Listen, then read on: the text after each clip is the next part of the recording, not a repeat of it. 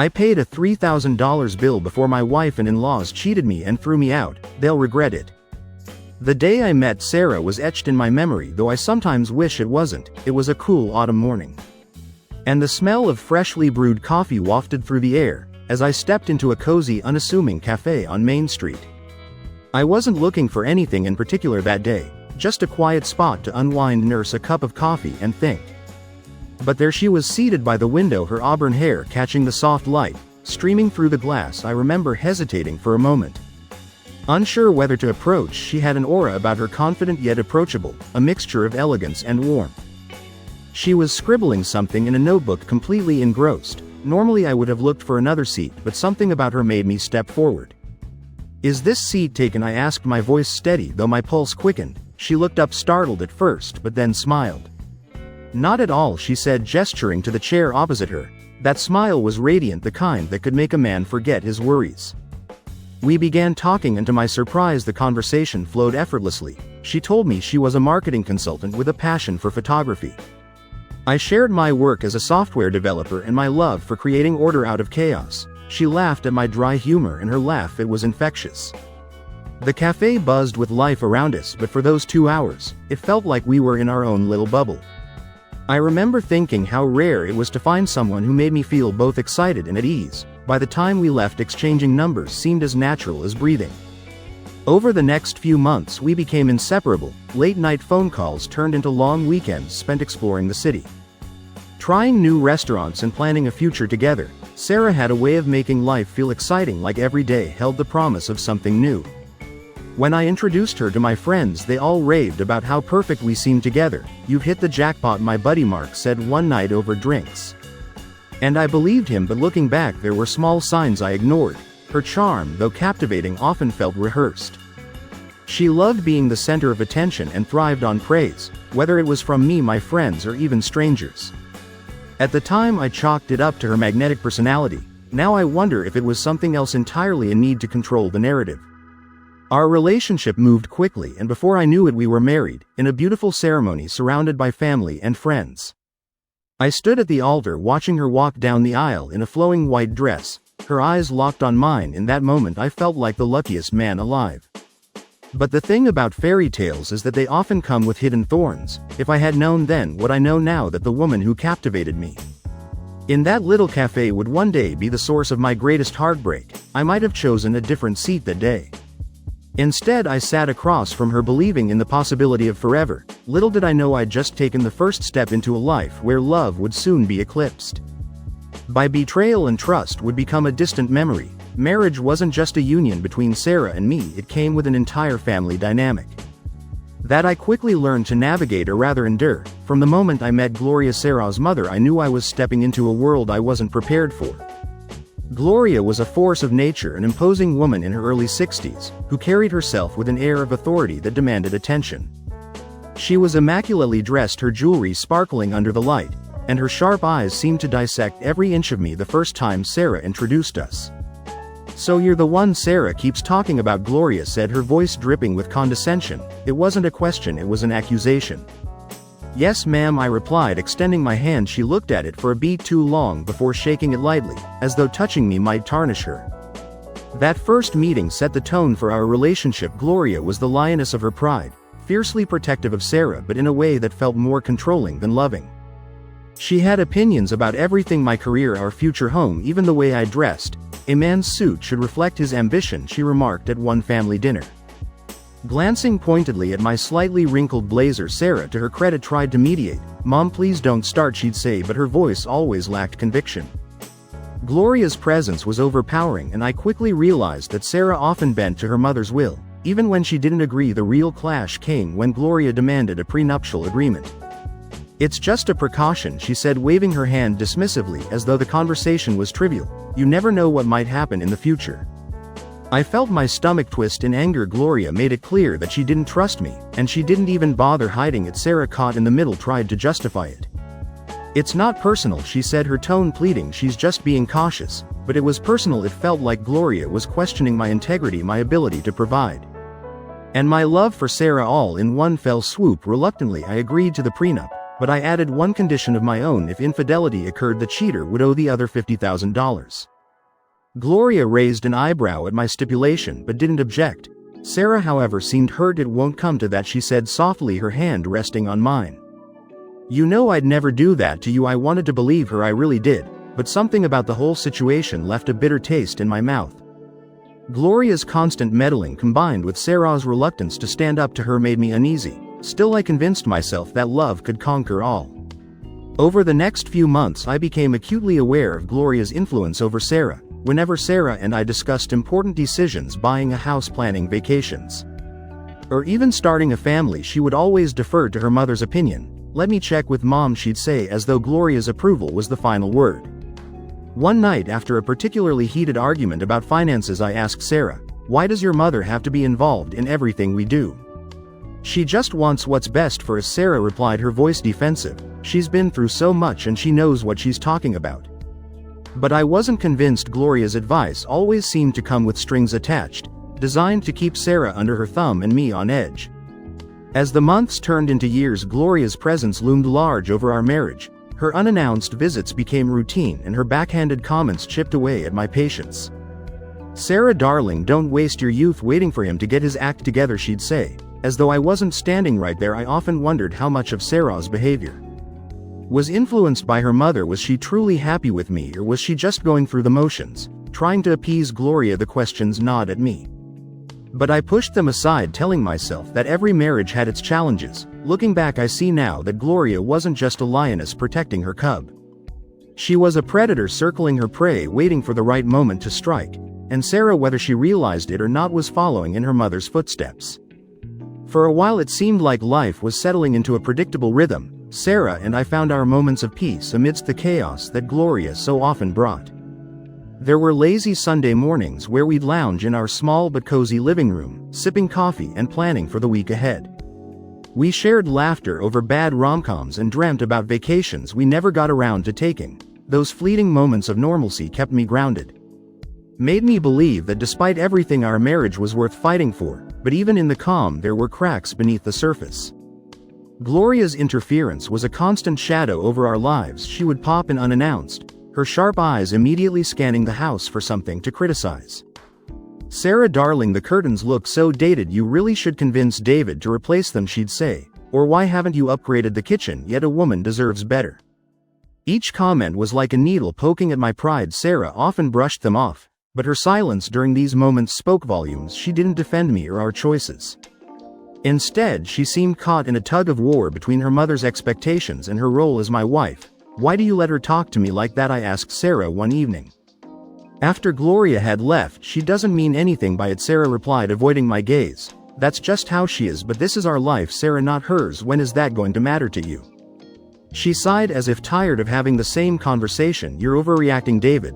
Mom just wants what's best for us." Her words stung. It felt like I was constantly fighting a battle where the opponent wasn't just Gloria but Sarah's unwavering loyalty to her. As the months passed, the tension between us became harder to ignore.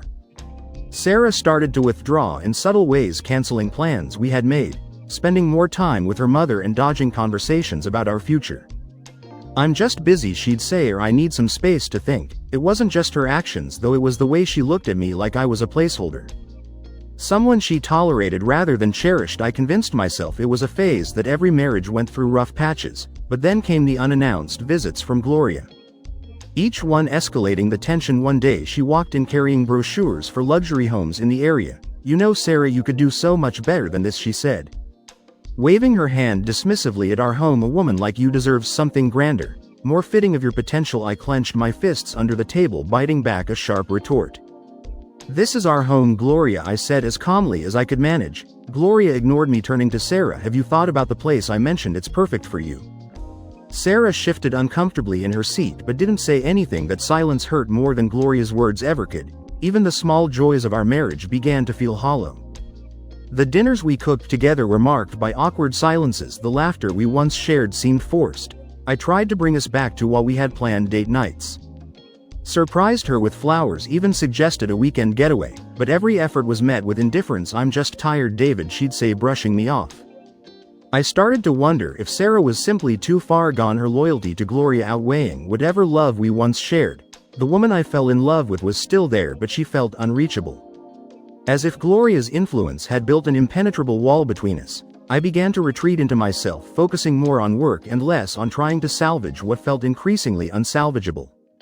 I told myself that if I gave her space she'd come back to me, but deep down I knew I was just avoiding the inevitable confrontation. One night as I lay awake staring at the ceiling, Sarah turned to me and said, "Do you ever think about what life could have been like if things were different?" Her words sent a chill down my spine. I wanted to ask her what she meant, to demand answers, but fear held me back. Instead, I mumbled something noncommittal and pretended to fall asleep. That was the moment I realized the storm was coming. The calm we were living in wasn't peace, it was the quiet before everything fell apart. The calm before the storm began to unravel when Sarah's behavior shifted from distant to outright suspicious. At first it was small things. Her late nights stretched longer and her explanations felt rehearsed. Just catching up with friends, she'd say with a casual shrug when I asked why she came home hours after dinner. But her tone was too light, too practiced, and it made my stomach twist every time. Then came the phone calls. I'd hear her voice muffled behind closed doors, her laugh unnatural, almost forced. Whenever I asked who she'd been talking to, she'd wave me off with a dismissive, "Oh, just mom checking in," but the unease grew, gnawing at me like an itch I couldn't scratch. One evening Sarah walked through the door holding shopping bags filled with high-end designer clothing. She was beaming, her cheeks flushed with excitement. Guess what she said, setting the bags on the couch? "I found this amazing boutique downtown. Everything was on sale." I raised an eyebrow, glancing at the tags that peeked out from one of the bags. "The prices were astronomical." "Hardly on sale. Looks like you went all out," I said, trying to keep my voice light. "It's just a little splurge," she replied, avoiding my eyes as she folded the clothes. I wanted to ask how she could afford it, but I held back. Confronting her in that moment felt premature, though the unease was growing heavier by the day. One night as I worked late in the home office, I noticed her phone buzzing on the kitchen counter. It wasn't my intention to snoop, but the name flashing on the screen caught my attention. Unknown caller. Curiosity got the better of me, and I answered. "Hello." There was a pause. Then a man's voice, "Sarah, it's me. Are we still on for tomorrow?" My heart raced, and I struggled to keep my voice steady. "Who is this?" The line went dead when Sarah returned from the bedroom. I handed her the phone. "Someone called, didn't leave a name." She stared at the screen, her expression unreadable. Before forcing a laugh, "Probably a telemarketer. They've been relentless lately." Her explanation was flimsy at best, but I let it slide. I wasn't ready to confront her. Not without concrete evidence. That night I couldn't sleep. My mind replayed every odd interaction, every suspicious moment. The late night outings, the secretive phone calls, the expensive shopping. None of it added up. I decided it was time to stop giving her the benefit of the doubt. The following day I made an appointment with my bank to review our joint accounts. As the banker scrolled through the statements, I felt my stomach drop. There were multiple large withdrawals over the past few months, all marked as personal expenses. "Do you recognize these transactions?" the banker asked, turning the screen toward me. I nodded, though my mind was racing. Sarah had access to our accounts, and it was clear she had been siphoning money for something or someone. Later that evening, when Sarah left for another girls' night, I decided to dig deeper.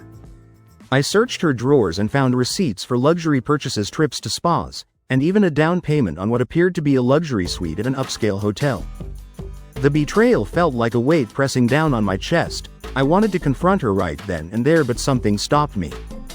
If she had gone to such lengths to keep this hidden, I needed to play my cards carefully. The final straw came when I called her during one of her late nights out. The call went straight to voicemail, and I decided to drive to the restaurant she claimed to be at. When I arrived, I scanned the room, but there was no sign of her. Instead, I saw a woman who looked eerily like Gloria sitting at the bar sipping a martini. I approached her, heart pounding. "Gloria." She turned, her face lighting up in surprise, before quickly masking it with a strange smile. "David, what are you doing here?" "I thought Sarah was meeting friends here," I said, my voice tight. Gloria hesitated, then glanced at her watch. "Oh, she must have left already. I'm just grabbing a drink before heading home." Her lie was obvious, and it only confirmed what I already suspected. Gloria was in on whatever Sarah was hiding. I left the restaurant, my thoughts swirling. Sarah had been lying to me for months, and now I had proof that her mother was complicit. The woman I had trusted, the woman I had vowed to share my life with, was plotting something behind my back. As I drove home, I resolved to uncover the full extent of her betrayal. I wasn't just suspicious anymore, I was determined. The weight of betrayal hung over me like a storm cloud, dark and oppressive. My suspicions about Sarah and Gloria's schemes grew stronger by the day, but I needed concrete proof before I could confront her. The opportunity came one evening when Sarah invited her mother over for dinner. The two of them retreated to the living room after eating, their voices low and conspiratorial. I lingered in the kitchen pretending to clean up, but my focus was on their conversation. The murmurs turned into discernible words as Gloria's sharp tone cut through the air. "He's a liability, Sarah." Gloria said. "You've wasted enough time trying to make this work." "I know, Mom," Sarah replied, her voice tight with frustration, "but it's not as simple as you think. David isn't stupid. He's started asking questions." "Then stop waiting," Gloria snapped. "After the dinner at 11, you need to cut ties, tell him it's over, and make sure you walk away with something." My grip tightened around the dishcloth in my hand. They were openly discussing how to discard me like yesterday's trash, as if my feelings and contributions meant nothing. It wasn't just a betrayal of trust. It was a calculated attempt to erase me from the life we had built together. I inched closer to the doorway, careful not to make a sound. Sarah sighed, her tone wavering. "But what if he fights back? David's not the kind of guy who just rolls over." Gloria's laughter was cold and dismissive. "That's why you have to play it smart, darling. Make him look like the bad guy. If he doesn't cooperate, we'll make his life miserable." The audacity of their conversation was both infuriating and heartbreaking. I had given everything to Sarah: my love, my trust, my support, and this was how she repaid me. Gloria, the ever-present puppet master, was pulling the strings, but Sarah was just as complicit. I stepped back into the kitchen, my mind racing. Part of me wanted to barge into the living room and confront them both, but I knew it wasn't the right time. Their plan was already in motion. And if I acted rashly, they might find a way to twist the narrative against me. Instead, I took out my phone and hit record, capturing their voices as they continued to plot. "You deserve better, Sarah," Gloria said. "This is your chance to live the life you were meant to have." "I know," Sarah murmured, her resolve hardening. "After 11, it's over." My stomach churned as I realized they intended to blindside me at the upcoming dinner. It wasn't just any dinner, it was a family gathering at one of the most expensive restaurants in town. A place I'd agreed to book because Sarah said it was important. Now I understood why. By the time their conversation ended, I felt a strange mix of anger and clarity. The betrayal stung, but it also gave me the fuel I needed to fight back. For years I had allowed Gloria's meddling and Sarah's dismissive behavior to chip away at my self-worth. But not anymore. I spent the rest of the evening strategizing. The recording on my phone was damning evidence, but I needed more. I called Mark, a trusted friend and lawyer, and explained the situation. "You need to protect yourself," Mark said firmly. "Document everything: financial transactions, communication logs, anything that shows a pattern of their behavior. If they're trying to frame you, you'll need proof to counter it." I spent the next few days gathering every piece of evidence I could find. Bank statements, credit card receipts, and Sarah's increasingly damning text messages all painted a clear picture of her duplicity. The more I uncovered, the more I realized how deeply Gloria had influenced her. On the night of the dinner, I stood in front of the mirror adjusting my tie. My reflection stared back at me, resolute and unyielding. This wasn't just about proving a point, it was about reclaiming my dignity and ensuring they couldn't destroy my life. As I drove to Levin, I replayed their conversation in my head, reminding myself of what was at stake. I wasn't just walking into a trap, I was walking into their trap with my eyes wide open, ready to turn the tables. The upscale ambiance of Levin was as elegant as I remembered, though tonight it felt like I was stepping onto a stage. Crystal chandeliers bathed the room in a soft glow, and a string quartet played softly in the background. The scent of gourmet dishes wafted through the air as waiters glided between tables balancing plates. That looked more like works of art than food, but the opulence didn't calm me. It only reminded me of the facade Sarah and Gloria had built.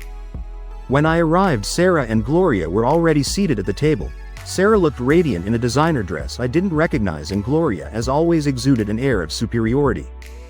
The sight of them almost made me laugh. Two people dressed for victory, unaware they were about to lose the game. "David, you're late," Gloria said, her tone clipped, as though she were addressing an employee, not her son-in-law.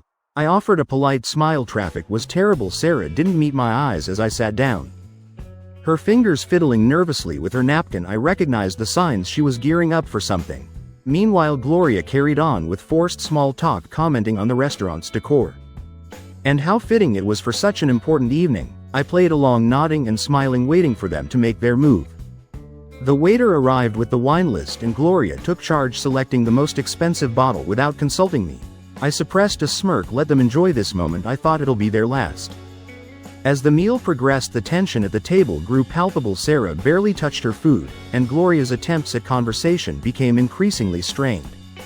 I savored each bite, deliberately taking my time. I wanted them to stew in their own anticipation. When dessert arrived, Sarah finally spoke, her voice soft, almost apologetic. But her words were anything but David. She began, her hands folded neatly in her lap. "There's something I need to tell you." I set my fork down and looked at her, feigning confusion. "Oh, what is it?" She took a deep breath, glancing at Gloria for support. "I've been thinking a lot about our marriage, and I've come to the conclusion that it's not working anymore." I leaned back in my chair, giving her my full attention. "Go on." "I want a divorce," she said, her tone suddenly firmer. "I think it's for the best." Gloria chimed in, her voice dripping with condescension. "David, this isn't personal. It's just that Sarah deserves more excitement, more ambition, more everything." I let their words hang in the air for a moment before responding. "I see," I said slowly. "And this decision, when did you come to it?" Sarah hesitated. "It's been on my mind for a while." "And you decided this was the perfect venue to break the news over dessert in a restaurant I paid for?" I asked, my voice calm but pointed. Gloria's smug expression faltered. "David, there's no need to be dramatic." "Dramatic," I repeated, leaning forward. "You invited me here to humiliate me, and I'm the one being dramatic." Sarah shifted uncomfortably in her seat, but Gloria remained defiant. "It's not humiliation, it's honesty. Sarah deserves a fresh start, and so do you." I chuckled, shaking my head. "You've got some nerve, Gloria, but I suppose it's fitting. You've been orchestrating this marriage from the start, haven't you?" The color drained from Gloria's face. "That's ridiculous, is it?" I asked, pulling my phone from my pocket, "because I have recordings that suggest otherwise." Their faces froze as I opened the audio file and hit play. Sarah's voice filled the air. "He's holding us back, Mom," followed by Gloria's sharp reply. "You need to cut ties, tell him it's over." The waiter passing by glanced at our table, sensing the rising tension. Sarah's eyes widened in horror and Gloria's mouth opened and closed like a fish out of water. What are you doing?" Sarah stammered. "I'm showing you that I'm not the fool you think I am," I said evenly. "You planned this down to the dinner and the divorce announcement. But you didn't account for one thing. I was listening." Gloria recovered first, her tone venomous. "You're being childish, David." "Oh, Gloria," I said, standing up and tossing my napkin on the table. "Childish would have been storming out without a plan. But I have a plan, and trust me, you won't like it." With that, I turned and walked out of the restaurant, leaving them to face the bill for their luxurious betrayal. The waiter approached their table moments later, informing them the payment had been declined thanks to the joint account I'd frozen earlier that day. As I stepped into the cool night air, I couldn't help but smile. The first move was mine. And the game had just begun. The following morning, I sat in my living room sipping coffee and scrolling through my emails. When the phone rang, it was Gloria, and I could already tell from the furious tone of her voice that last night's events at 11 hadn't gone well. "You think this is funny?" she spat before I could even say hello. "The payment didn't go through. The restaurant manager humiliated us. Fix this now, David." I couldn't help but chuckle at her audacity. "Fix this after everything you've done, Gloria?" I said, keeping my voice steady. "I don't think you understand. It's not my problem anymore. Remember, you and Sarah made it very clear that I'm no longer part of the family." Her silence was deafening, but I could practically hear the gears turning in her head. "David, this is childish. Be reasonable." I set my mug down and leaned back in my chair, savoring the moment. "Reasonable like you were when you schemed behind my back. Like Sarah was when she blindsided me with a divorce over dessert. I think I've been more than reasonable." Gloria sputtered something unintelligible before hanging up, no doubt realizing she wouldn't get anywhere with me. The call was a small victory, but the real win was knowing how much the unpaid bill had embarrassed them. Levin wasn't the kind of place that took kindly to financial mishaps, and I could only imagine the looks on their faces when they were asked to settle up without access to the funds they'd been counting on. But this was just the beginning. I spent the rest of the day reviewing the evidence I'd gathered: bank statements showing Sarah's unauthorized spending, receipts for her luxury purchases, and of course the recordings of her conversations with Gloria. I compiled everything into a neat folder and scheduled a meeting with my lawyer. It was time to take things to the next level by freezing the joint accounts. I had already cut off their access to my hard-earned money. Now I wanted to ensure they faced consequences for their actions. My lawyer, a sharp-witted woman named Helen, listened intently as I laid out the situation. "This isn't just about the divorce," I said. "It's about making sure they don't walk away thinking they can do this to someone else." Helen nodded. "You've got a solid case here. With the evidence you've gathered, we can file for fraud and breach of marital trust. It'll strengthen your position during the divorce proceedings." Hearing her confidence was a relief. For months I'd felt like I was drowning in their schemes, but now for the first time I felt like I had the upper hand. That evening I received another call, this time from Sarah. Her tone was markedly different from Gloria's. Instead of anger, she sounded desperate. "David, please, let's talk, we can fix this." I let her words hang in the air for a moment before responding. "Fix this, Sarah? You and your mother planned my exit from the beginning. What exactly is there to fix?"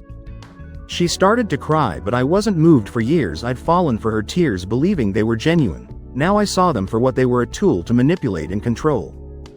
"David, I'm sorry, I made a mistake," she said between sobs. "Please, I didn't mean for it to get this far." "Save it, Sarah," I replied coldly. "You and Gloria treated me like I was disposable. Now you're realizing that the life you planned doesn't work without me." She tried to argue, but I cut her off. "You should have thought about the consequences before you decided to betray me.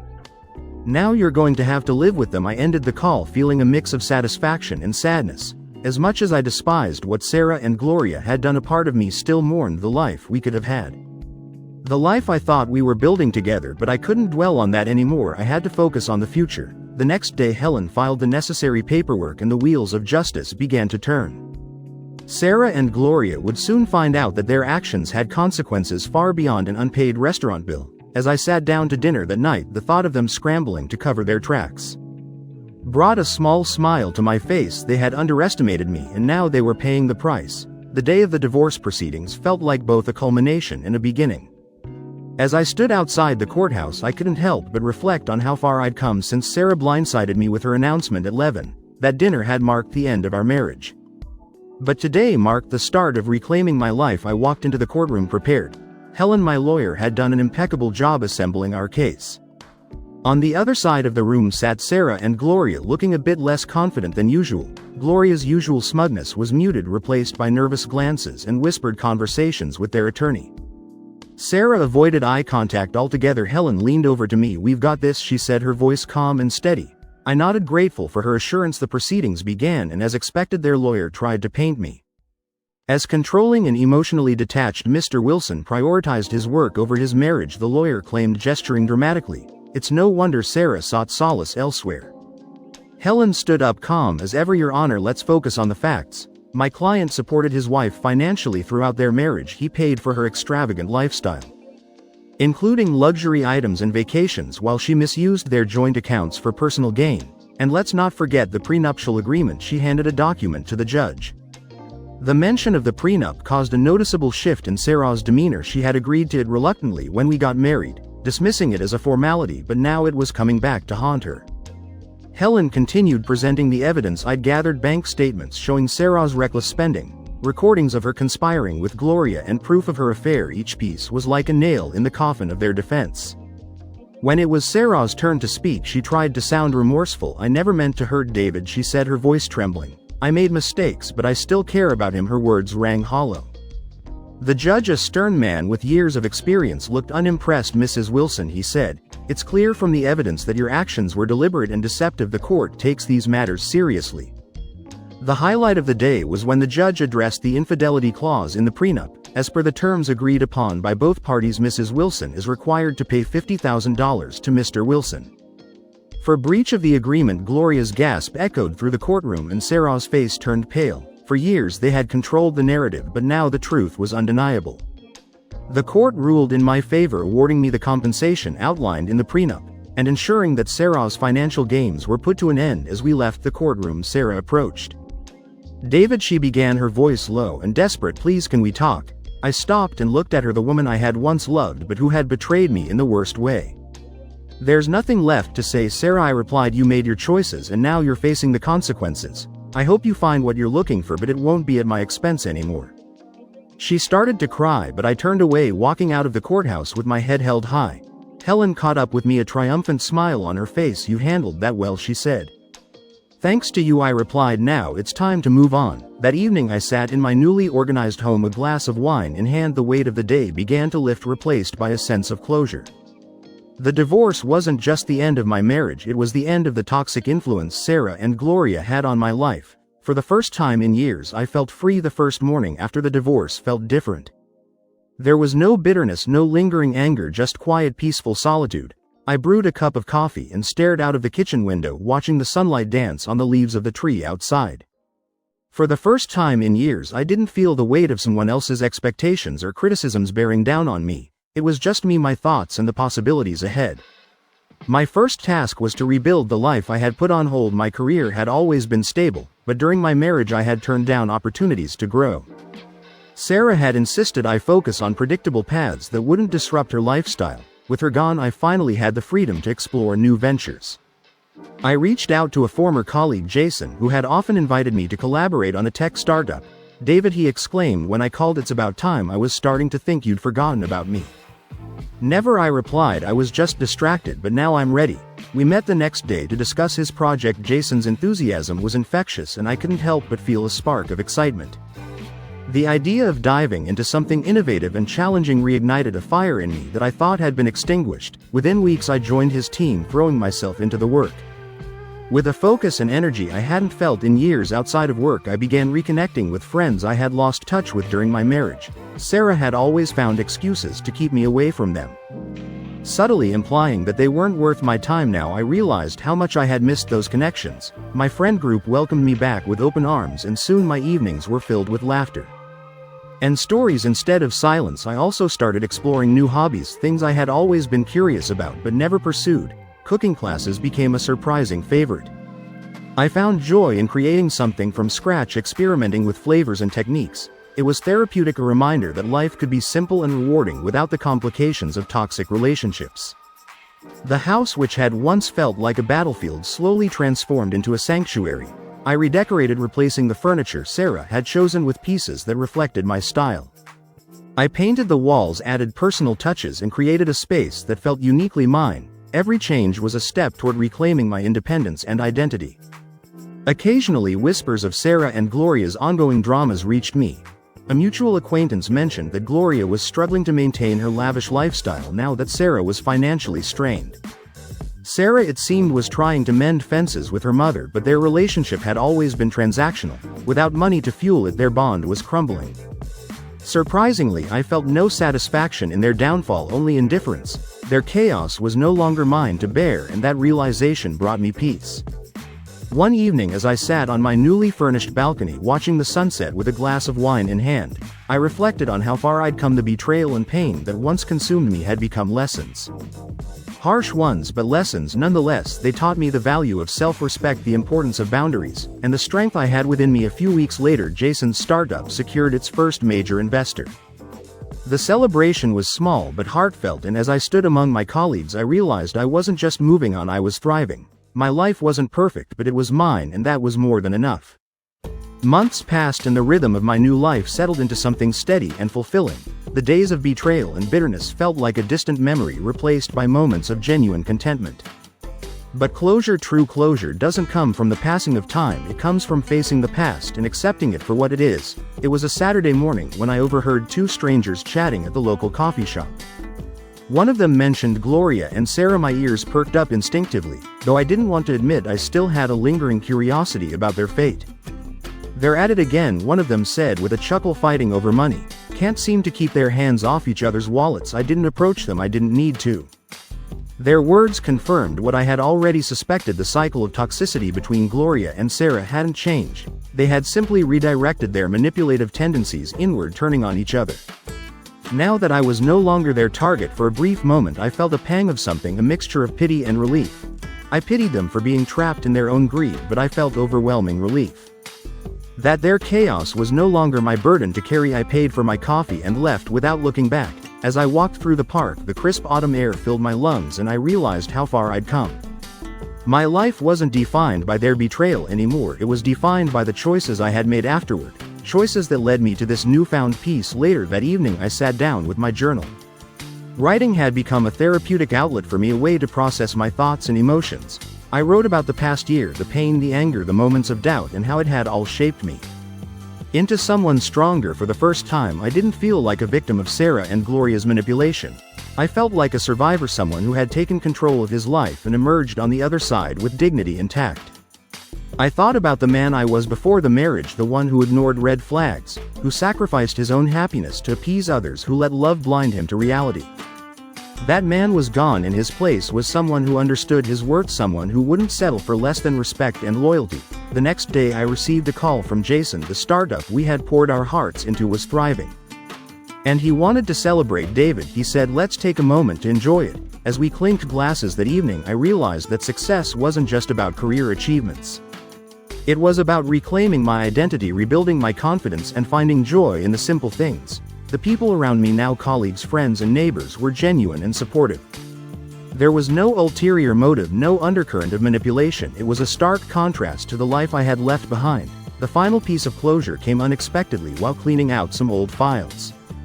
I stumbled upon photos from the early days of my marriage to Sarah. I hesitated for a moment, wondering if I should throw them away, but instead I flipped through them, allowing myself to feel the emotions they brought up. There were moments of happiness, no matter how fleeting, but there were also shadows, small overlooked signs of the storm that would eventually come.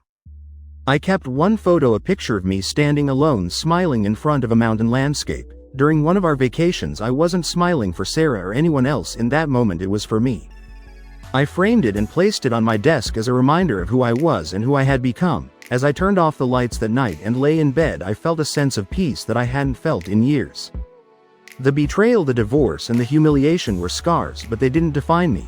They were reminders of a journey I had survived and grown from. My story wasn't just about loss. It was about resilience, self-discovery, and the strength to start anew. And with that, I closed the chapter on Sarah and Gloria, knowing my life was finally my own.